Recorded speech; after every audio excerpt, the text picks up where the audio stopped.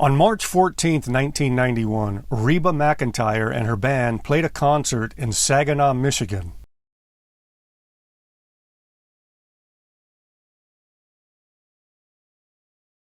They were scheduled to play at a private show for IBM executives in San Diego, California the next day on March 15th. After the show in Saginaw, they flew to Lindbergh Field in San Diego, and their private concert was at the Harbor Island Sheraton Inn, right here. When they arrived at Lindbergh Field, their road manager, Jim Hammond, told them they would most likely finish the private concert sometime after 10 p.m. Lindbergh Field had a curfew of 11:30 p.m. Airplanes are not allowed to take off after 11:30 due to noise issues with surrounding neighborhoods. They thought it would be too difficult to get everyone ready and all equipment ready before the curfew, so they decided to move the two private jets they flew out there on to Brownfield Municipal Airport, 21 miles to the south, near the U.S. and Mexico border, right here. That way they could relax and load up at their own leisure without fear of violating the curfew. The two jets were scheduled to fly back to Amarillo, Texas for a fuel stop, then on to Fort Wayne, Indiana to play another show later in the day on March 16th. On March 16, 1991, the first jet loaded up and took off most likely from runway 8 left. At 1:41 a.m., the second jet took off from the same runway with 10 passengers on board. It was a Hawker Siddeley DH-125. On board were the two pilots and 8 members of Reba McEntire's band and crew. A very short time after takeoff, about 8 miles east-northeast of the airport, the aircraft impacted the 3,500-foot Otay Mountain at the 3,300-foot level and burst into flames in the pitch darkness about 1:45 a.m.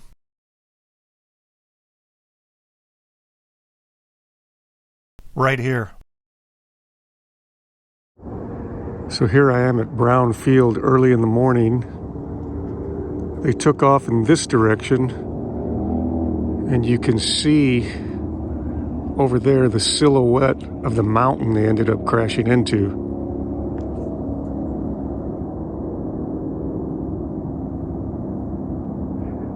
You can see it today at this time of the day, but apparently when they took off they couldn't see it. So here I am up at the crash site, and there's some debris from the airplane here. It looks like it was placed there in a small pile by probably visitors. But from here, you can see the airport right there. So the jet took off from there,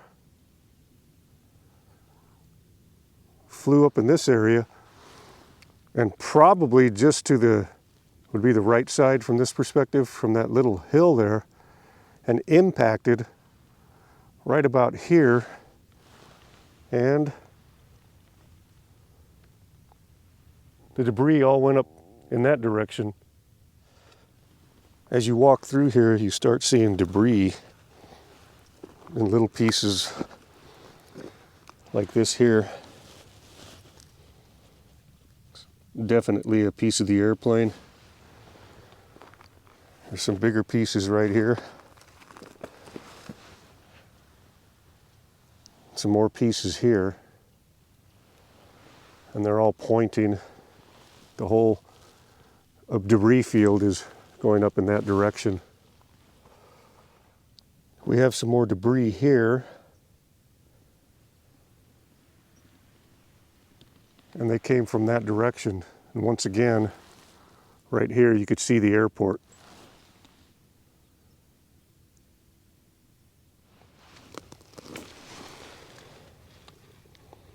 This is a piece of melted plastic from something next to a piece of the airplane right here.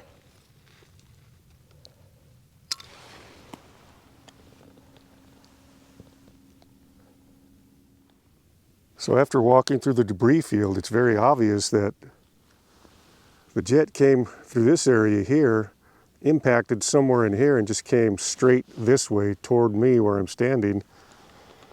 And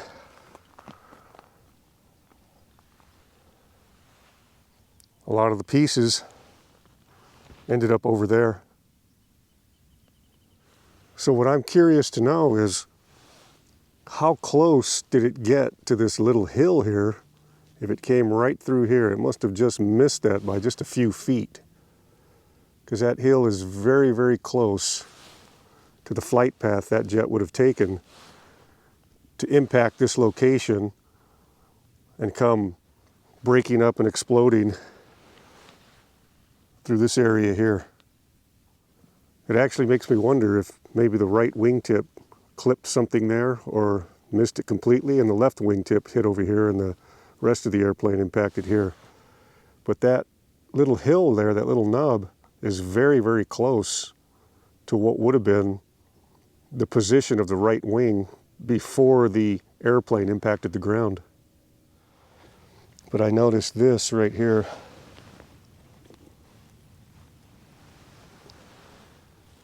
You have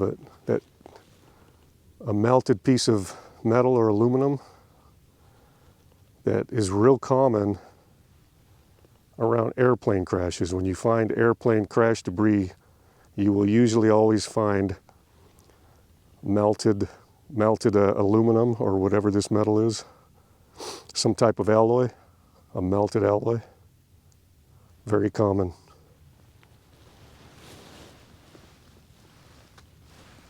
After the crash, the television news in the area said that they possibly hit this rock, but that rock happens to be this rock here on this hill, and there's no way that plane would have hit that rock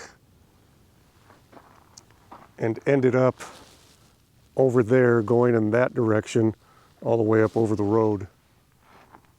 The line of debris, in my opinion, clearly shows that the jet actually came around that side of this little hill through here and had a pretty straight debris pattern all the way through there. Reba McEntire was dealing with bronchitis, so she decided to stay behind with her husband and rest overnight. She planned on meeting up with her band the next day at their show in Indiana. At 2 a.m., the phone in their room rang and woke them up. It was their personal pilot, Roger Woolsey. He was the one who took the band members and crew members to the airport. He said when he was driving back to the hotel shortly after leaving the airport, he saw a huge ball of fire in his rearview mirror. A little while later, he made a phone call and it was confirmed that a plane did crash. However, it wasn't known right away what plane it was. Eventually, they found out it was one of their two jets. Killed in the crash were the 8 members of Reba's band: guitarist Chris Austin, 27, band leader and keyboard player Kirk Capello, 28, keyboard player Joey Ciganero, age 27, backup singer Paula K. Evans, age 33, bass player Terry Jackson, age 28, drummer Anthony Saputo, age 34, guitar player Michael Thomas, age 34, and road manager Jim Hammond, age 40. Also killed was pilot Donald Holmes, age 34, and co-pilot Christopher Hollinger, age 22. So what happened? The NTSB said the probable cause of this accident was improper planning and decision-making by the pilot. Both pilots failed to maintain proper altitude and clearance over mountainous terrain, and the co-pilot failed to adequately monitor the progress of the flight. The factors that they named that were related to the crash were insufficient terrain information provided by the flight service specialist during the pre-flight briefing after the pilot inquired about a low-altitude departure. They said darkness, mountainous terrain, both pilots' lack of familiarity with the geographical area, and the co-pilot's lack of familiarity with the aircraft. The co-pilot had made 3 takeoffs and landings in this type of aircraft, the Hawker Siddeley DH-125, which, according to FAA regulations, the co-pilot was legal to fly the aircraft. The FAA requires 3 takeoff and landings in the last 90 days, and the co-pilot had completed that task. The NTSB put some of the blame on the flight service specialist. When the pilot asked the specialist if a departure staying below 3,000 feet was sufficient, The flight specialist thought he meant 3,000 feet above ground level when the pilot meant 3,000 feet above sea level.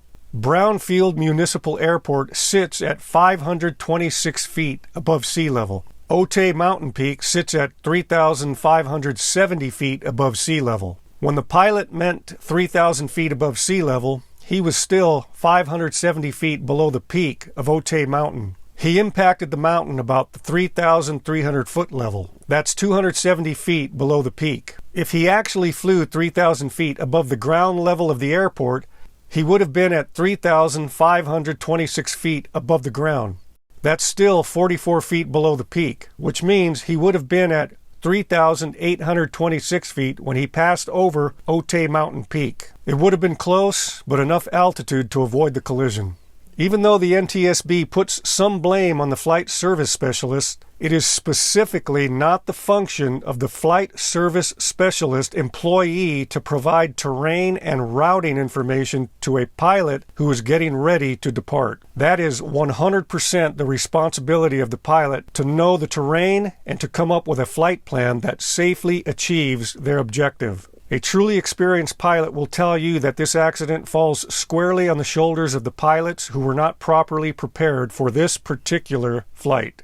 So there you have it, a brief description of the airplane crash that took the lives of Reba McEntire's band members and road manager on March 16, 1991, right here on the Forrest Haggerty channel.